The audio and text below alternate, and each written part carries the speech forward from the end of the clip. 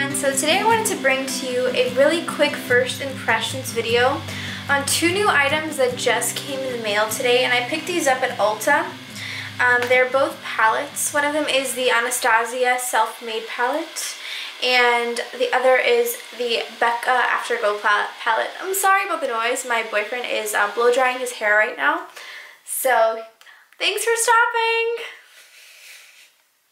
Okay, so first I'm just going to get into the Anastasia palette. The packaging on this palette is really simple. It's pretty, I don't know, pretty standard Anastasia packaging. It has the gray, and then it has this little logo on the top.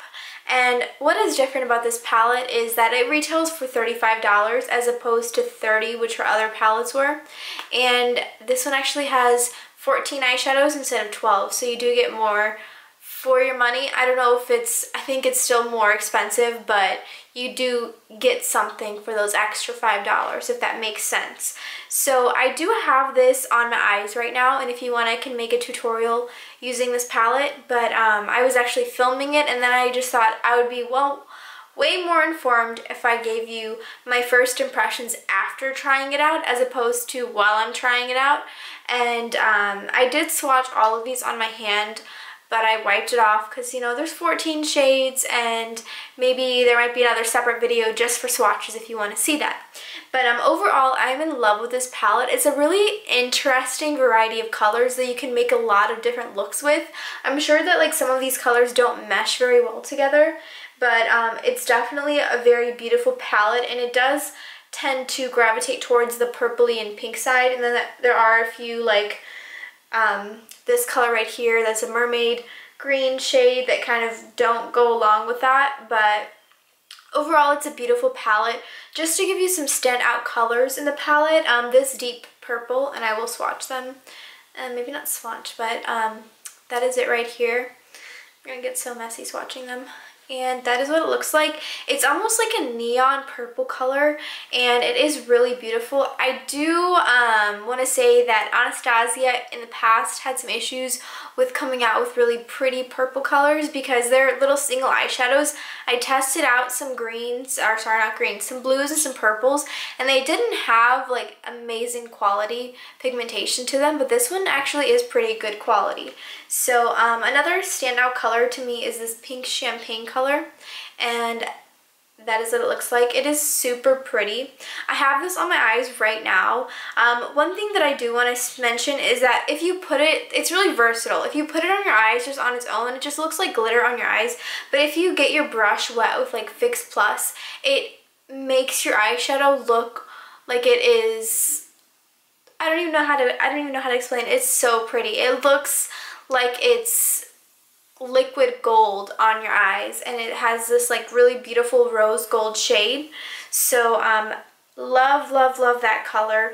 This color, it's called Hot and Cold right here. I am a sucker for like purplish pinkish colors and rose golds. That one is super pretty as well, and I don't really think I own anything like it. It's a really interesting color. It's also like a rose gold, but it's a little deeper than your average rose golds. And then last color that I am in love with is this shade Treasure, which is right next to Hot and Colds. And that is what it looks like. It is the prettiest shimmery like pinkish gold, and it's down here. You could probably barely see it because it's close to the color of my skin tone. But I do want to mention one thing that I dislike about this palette is the fact that there's one color and it has pretty bad pigmentation. It would be nice for just like a swatch and all over kind of natural glow to your eyes, but the quality is not there, and it's the shadow that the palette was named after, or maybe the eyeshadow was named after the palette. But I feel like if your palette is called the Self-Made palette, the Self-Made eyeshadow in that palette better be good. And this is the one shadow that did not perform in my opinion. So let me get you a swatch of that. And you're not even going to be able to see anything really, because it's like, look at how pigmented these other colors are, and then this one is just like blah. Like, let me get another swatch for you. Okay, I'm gonna do 2 swatches. Okay, that is after 2 swipes. Like, what? It literally does not look like it is coming from the same palette. It looks like it's bad quality. I'm sorry, but overall, I love the palette. Love the palette. That one shade, that really kills me. The fact that it's named after the palette and it has 0 payoff. I mean, it has payoff, but like nothing at all. So, those are my overall thoughts on that palette. I do love it, but we do have one bad shadow that kind of was funny that it's named after that palette. So now moving on to this Becca Afterglow palette. I purchased this thinking that it had opal in it, and it actually doesn't have opal. The shade that I thought was opal is actually called Rose Gold, and then it also has a topaz. These two are, I think, limited edition shimmering skin perfectors, and then Moonstone, which I don't own. Sorry. Moonstone, which I don't own, and this is a really pretty like pearl white highlight. And then it comes with 2 blushes as well, Wild Honey and Flower Child. I have heard a lot of stuff about Wild Honey on YouTube, that it's a really pretty natural shade, and I do agree. The only bad thing, I'm going to swatch these all on my hand right now just so you can see what I'm talking about.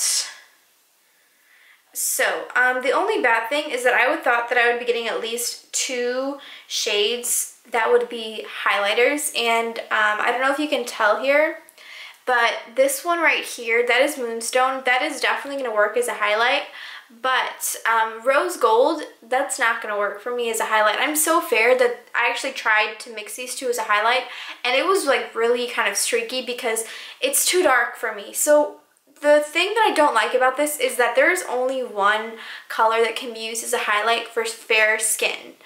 If you are deeper skin, I'm sure you can use more of the colors as a highlight, but I'm going to have to use this color as a blush, this color as a bronzer, and then these 2 are beautiful blushes.